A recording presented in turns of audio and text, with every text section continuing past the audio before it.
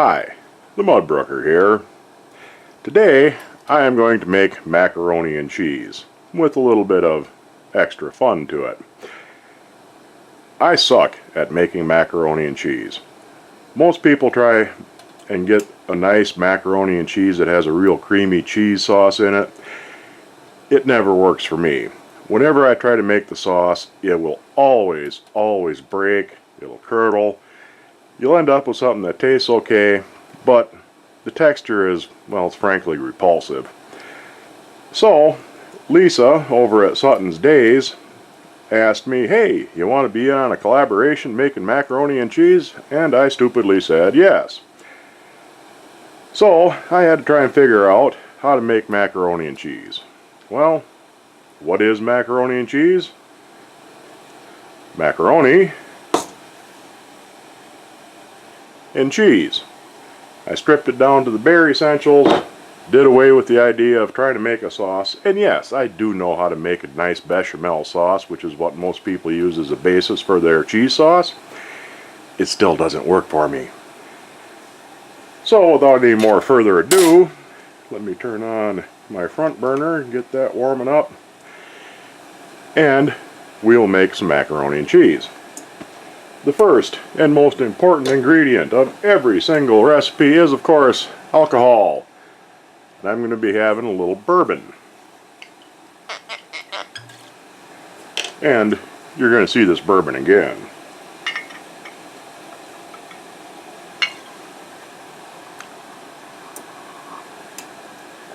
Oh, that's good.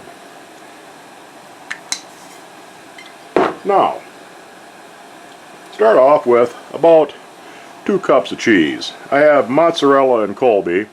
There's a bit more mozzarella than there is Colby, but the exact proportions are up to you.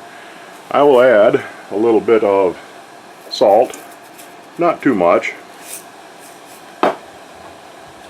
and pepper right there into my cheese. A little more. See? We'll set that aside for the time being. I also have 1 cup of uncooked macaroni waiting for my water to get boiling. Next of all, it still isn't warmed up enough. The next step I'm going to do is fry up some diced chicken breast, just as soon as that gets warmed up. Still not there. Probably should have started this a little sooner. I'll come back in a minute. Okay, everything's warmed up. My water's boiling too, so that's good. To a hot pan, you add maybe a tablespoon or so. I'm using clarified butter. You can use whatever sort of cooking oil you normally use. A little olive oil would be real good in this. And we'll get this warmed up. Get that melted down.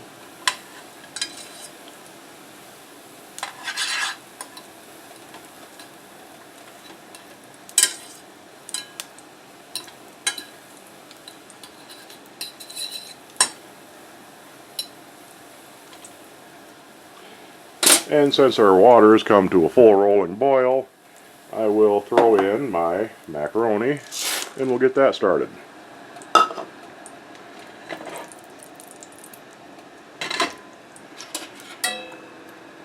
Okay, my oil is warming up good. Throw in the chicken, get that out of the way. Give it a little more salt and pepper.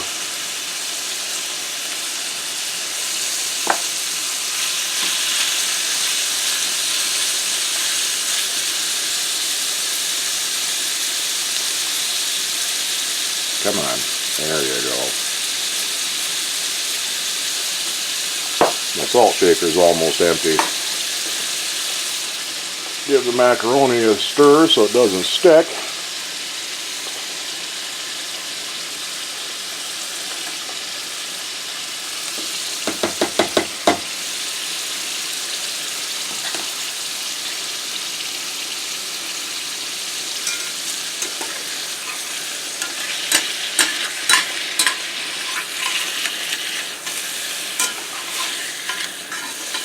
and toss that chicken around. This is boneless, skinless chicken breast I got on sale, but diced up thighs would also work very well for this. I'm going to cook this until it's cooked through. So I'll spare you watching that, and I'll be back in another minute. Alright, my diced chicken has cooked through, so what I'm going to do now is turn off the heat. This is especially important if you have a gas stove. You'll see why in a minute. Take the chicken, put it out in a bowl.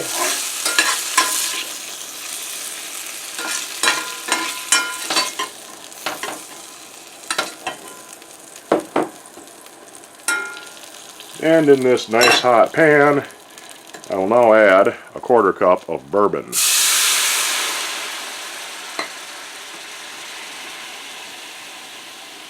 If you have a gas stove, that will catch fire immediately, and since I just warned you about starting it on fire, I'm going to turn around and light it.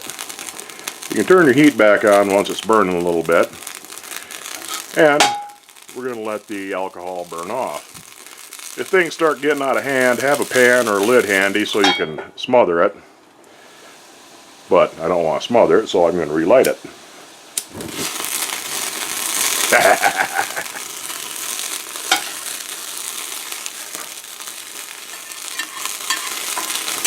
Stir that around a little bit, get any fried bits off the bottom of your pan.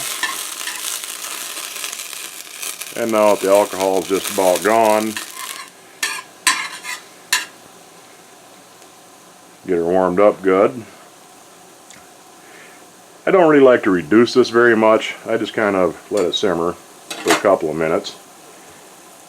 And then turn my heat back off. Pour this over the top of your chicken.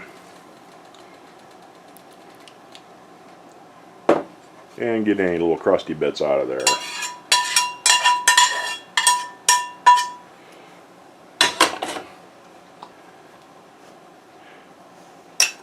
Give that a stir, make sure everything's coated good with your bourbon and oil. And we'll let this here sit for a minute while we wait for the macaroni to get done. And I'll be back when the macaroni is done. Okay, my macaroni is just about done, so things are going to go pretty quick from this point. Use about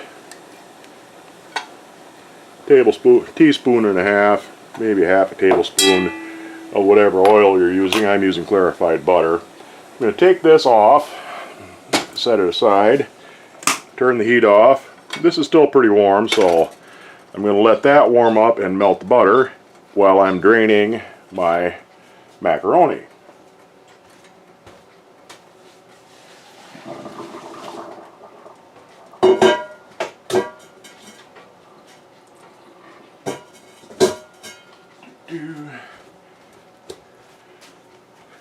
Let me turn my camera a little bit so you can see what's going on over here.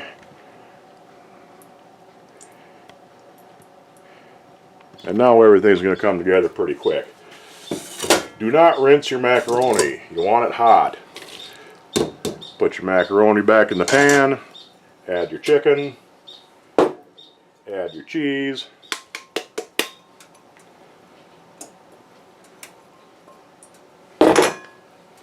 And give the whole thing a good stirring. And let it start to melt that cheese. Get everything mixed together good.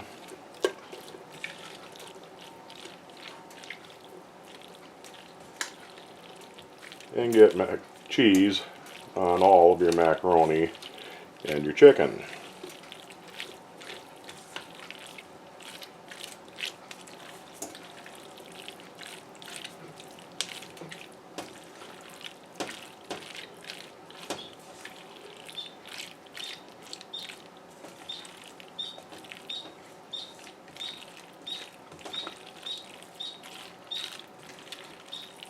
And that should do that.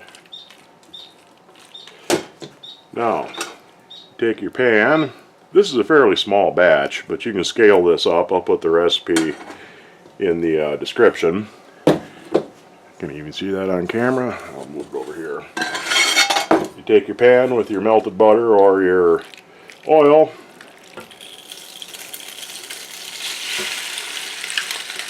Put your cheese, macaroni, and chicken mixture in there. Set that aside. Spread it around. Level it out. Throw in any stray bits.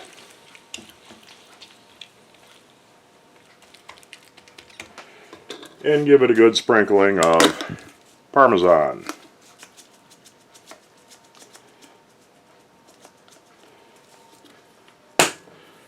Alright, let me grab my camera off of the tripod. Move the tripod out of the way.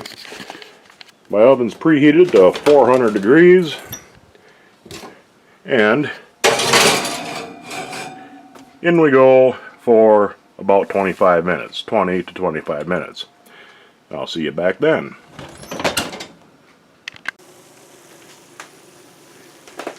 Alright,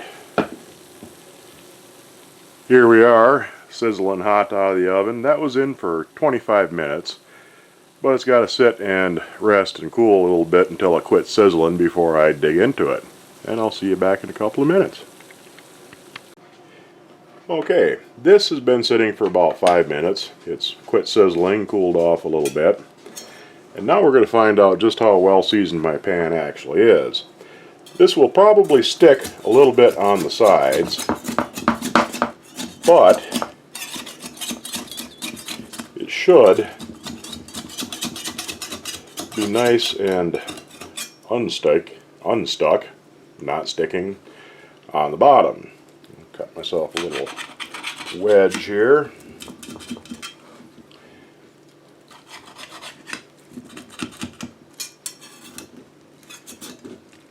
And see if I can get underneath it and get it out without making a huge mess. First piece of anything is always a pain to get out. I'm just going to grab a different spatula.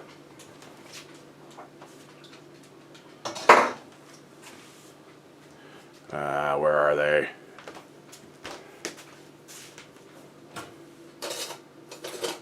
I don't want my big huge spatula. Come on, where are you? Well, a big huge spatula it is. So, let me get in here and try and dig some out. Now it did stick a little bit, but on the bottom you get a nice crispy, crunchy kind of fried cheese. Got some nice bits of chicken in there, some nice cheese and macaroni. I'll give her a little taste. You can taste that little bit of bourbon on the chicken. So there you have it, my version of macaroni and cheese.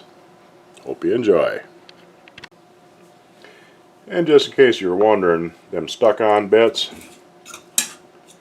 they pop off pretty easy, so I guess that ain't too bad.